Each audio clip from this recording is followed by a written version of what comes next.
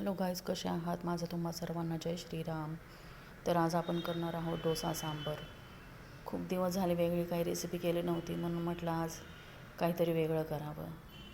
तर तुम्ही बघू शकता, मस्त असा आपला क्रिस्पी डोसा सांबर आणि त्यासोबत थोडीशी चटणी तोंडी लावायला बनवली आहे. तर तुम्ही हा व्हिडिओ पूर्ण बघावा. खूप सुंदर होती चवीला डोसा सांबर. तर मी त्याची रेसिपी तुमच्याबरोबर शेअर करत आहे. तुम्हाला माझी रेसिपी कशी वाटली हे कमेंट सेक्शनमध्ये सांगा. लाईक करा, शेअर करा, सबस्क्राईब करा. तर आपण आधी त्यासाठी डोशासाठी लागणारं बॅटर असं छान रात्रीच तयार करून ठेवलेलं आहे. बघा तुम्ही, किती सुंदर असं छान फुललं आहे आपलं बॅटर. बघा, इतकी सुंदर जाळीदार. याच्यात आपण अजून काहीसुद्धा घातलेलं नाही आहे.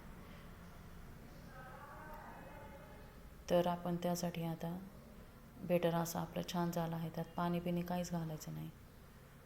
बघू शकता तुम्ही, आपलं डोशासाठी बेटर तयार आहे. तर आपण आता सांबारची तयारी करूया. त्यासाठी लागणारी तुरीची डाळ घेतली आहे स्वच्छ धुवून. त्यात थोडासा हिंग, अगदी किंचित अशी हळद घातली आता आपण अशी. आणि आपण आता हे आता आपण याच्यात चिरलेले टोमॅटो, सगळ्याच्या भाज्या आपण चिरून घेतलेल्या आहेत. ह्या सगळ्या भाज्या आपण अशा घालून घ्यायच्या थोडं सगळ्या. बघा, अशा सुंदर भाज्या. यातली काही थोडी चटणीसाठी वापरणार आहे मी काही वस्तू, आणि काही वस्तू सांबारमध्ये घालणार आहे. तर थोडीशी मी म्हणलं बटाट्याची भाजी पण करावी. तर बटाटे मी रात्रीच उकडून ठेवलेले आहेत चांगले. त्याची आता साल काढून घेतली आणि छान हातानेच अशी मॅश करून घेणार आहे. मॅश केल्यामुळे जास्त बटाट्याचा असा रेंदा होत नाही आणि खायला पण खूप छान लागतात. नुसते हाताने थोडेसे आपले दाबून घ्यायचे आहेत बटाटे फोडून. जास्त अगदी त्याचा बारीक चुरा नाही करायचा. जास्त बारीक चुरा केला की त्याचा हे होतं आणि गिजगिज त्याची भाजी लागते. त्यामुळं आपण बटाटे फक्त असे थोडेसे अगदी असे फोडून घेतले आहेत. आणि नेहमी करतो त्याप्रमाणे बटाट्याची भाजी कांदा फ्राय करून घ्या. बघा तुम्ही, किती सुंदर आपली भाजी तयार झालेली आहे अशी. यात मी फक्त कांदा, थोडीशी हिरवी मिरची घातली आहे, थोडंसं तिखट. बघा, आता सांबारमध्ये आपण ह्या सगळ्या भाज्या घालून घेऊ. थोडासा कांदा घातला आहे. बघा, 2-3 लसणाच्या पाकळ्या घातल्यात आपण त्याच्यात. थोडेसे गाजर होते ते पण मी चिरून घातलेले आहेत त्याच्यात असे छान. बघा, थोड्याशा शेवग्याच्या शेंगा घातल्या आपण ह्याच्यात. आणि आता हे सर्व मिश्रण आपण असं एकत्र करून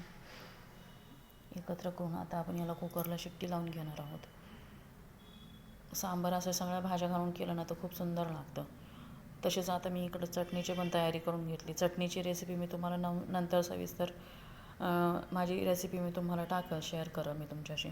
तर आज वेळ नव्हता म्हणून पटकन मी चटणी तयार करून घेतली, त्यात फोडणी पण घातली. बघा तुम्ही, चटणी पण आपली इतकी छान तयार आहे.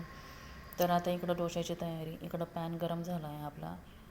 तर असं छान तेल आपण बटाटा अर्धं कापून घेतलं, त्यावर आपण असं चमच्याने हे खोसलं आहे आणि त्याने आपण तेल लावतो आहे. त्यामुळे सगळीकडे एकदम छान असं तेल लागलं जातं आपलं. त्यामुळे जास्त पण ऑइली होत नाही आणि अगदी थोड्या प्रमाणात, थोड्या तेलात एकदम सुंदर आपला डोसा तयार होतो. बघा, पॅन आपला गरम झाला आहे. याच्यावर आपण डोशाचं बेटर टाकलं आहे. बघा, किती सुंदर आपला डोसा तयार होत आहे. आता याच्यात काहीसुद्धा घालायची गरज नाही आहे. थोडंसं अगदी मीठ घातलं आहे आपण, सोडा काय म्हणता तुम्ही, जे काही वगैरे काय घालत असेल, काहीसुद्धा काही गरज नाही काय घालायची. बघा, आता मंद आचेवर आपला डोसा अगदी असा छान तयार होत आहे. 5 मिनटात आपला डोसा तयार होणार. बघा, तोपर्यंत डोसा उचलून मी तुम्हाला माझ्या बागेत आलेले सुंदर फुलं दाखवते.